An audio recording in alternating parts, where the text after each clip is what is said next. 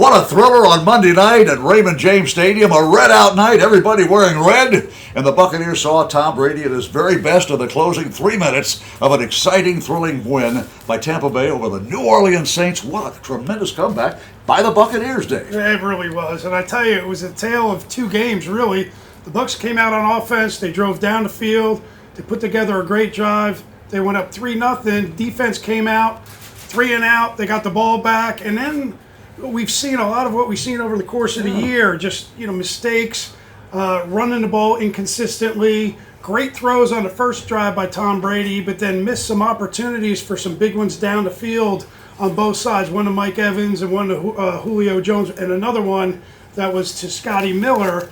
And then the second half, you thought it was going to turn around a little bit, and it just kind of continued the same way. But when you get to the last 6 minutes of the game, the Bucs look like they're in a situation they can't come back from. And who else but Tom Brady puts together a great drive.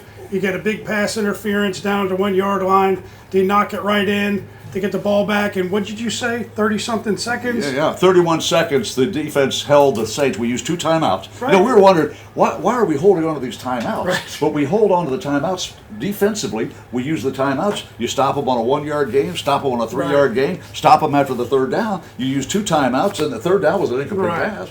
So you still had that one timeout, the 2-minute warning, before we got going. Right. Wow. And then the thing about it is the Bucs got down into that red zone area.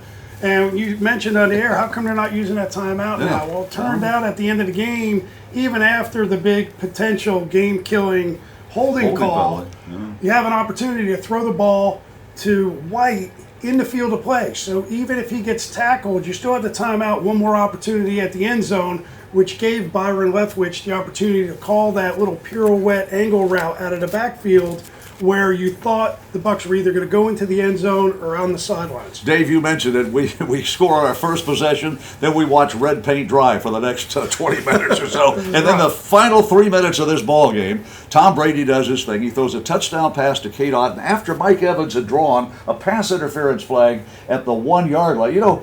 Mike caught 4 passes in this game for 54 yards, but add the 44 yards to it. He had a 100-yard game. That sets up the touchdown throw to Kate Otten. Then the defense does its thing. 31 seconds, a 3 and out, boom, Saints are off. Here comes the GOAT, greatest of all time, Tom Brady. We start the drive with a little over 2 minutes to go, and he engineers the game-winning drive, and he had to do it twice. Right. How big was the catch by Julio Jones after the penalty at the 5 yard line? Maybe the biggest catch of the day. Without a doubt. And he wasn't open.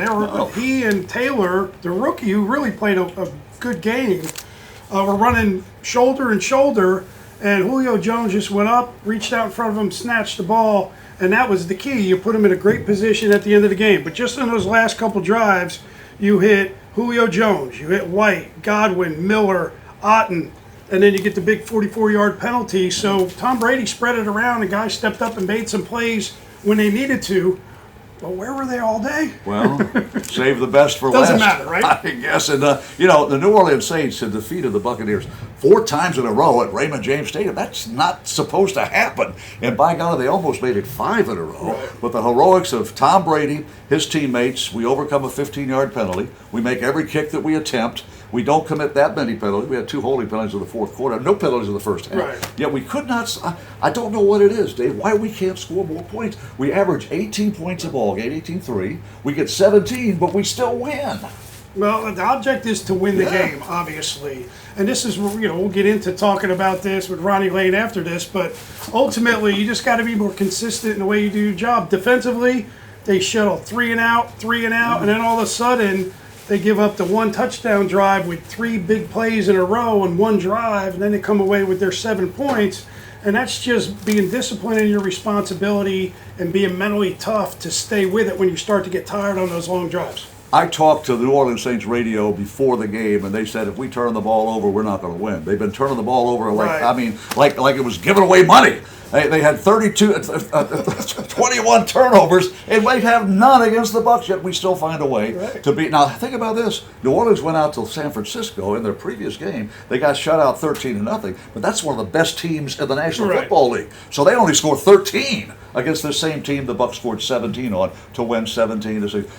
Nicest thing I saw in the entire post game, Tristan Wirfs, hobbled foot, came up and gave Tom Brady a huge bear hug and lifted him up about 5 feet off the ground. Thank you, Tristan Wirfs, for being the soul of this football team. And thank you, Tom Brady, for doing your best thing. 44-time Tom Brady.